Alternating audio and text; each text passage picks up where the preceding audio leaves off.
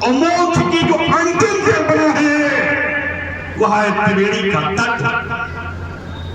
त्रिवेणी के तट का अंतिम साधन है मोक्ष रथ, जिससे आप क्या चाहते हो? मोक्ष रथ। चैतन्य होइए, जीवन के सत्य को स्वीकार करेंगे कब? गंभीर होकर उत्तर दीजिएगा। जीवन के सत्य को स्वीकार करेंगे कब? जब हरे हरे घासों की सजी हुई सुंदर सी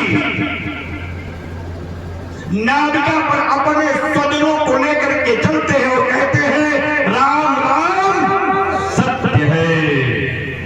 तो राजा भी कहता है, जगत भी कहता है, साधु भी कहता है, संत भी कहता है, साम्राज्य को प्राप्त करने वाला सत्ता का संबल भी कहता है, और झोपड़ी में रहने वाला निर्बल भी कहता है मेरी जिंदगी के आंधी का तूफान चल गया है, मेरी जिंदगी के आंधी का तूफान चल गया है।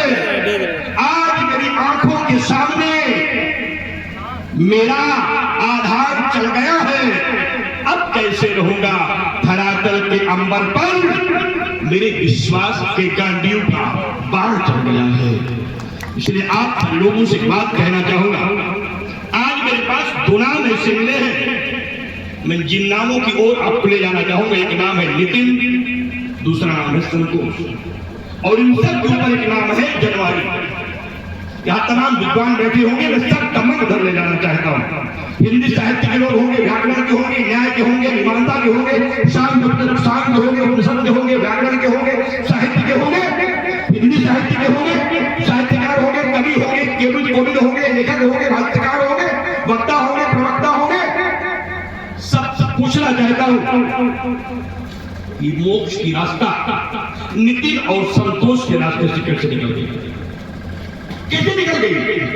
क्या इन शब्दों का कोई मतलब है?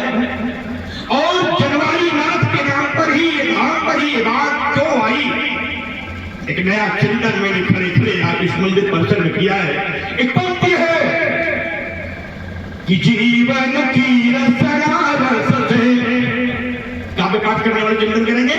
जीवन की रसना रस से जनवारी कवि करुणा कर देता, और दीनन की विपदा के लिए करुणा निधि तू करुणा कर देता। हो तो हमें संतोष तबे जब द्वारे पिला से कृपा कर देता।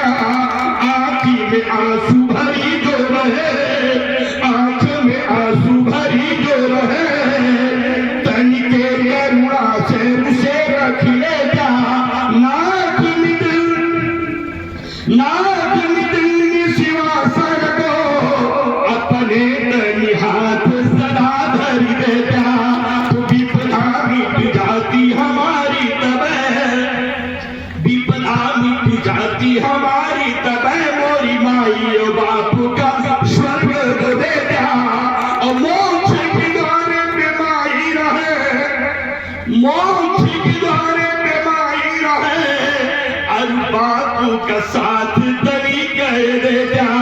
तो हम हूँ निर्बल और गरीब, हम हूँ निर्बल जो गरीब, यही धनवान नहीं मैं त्रिवेणी को जाऊं। हम हूँ निर्बल और गरीब, यही धनवान नहीं कि त्रिवेणी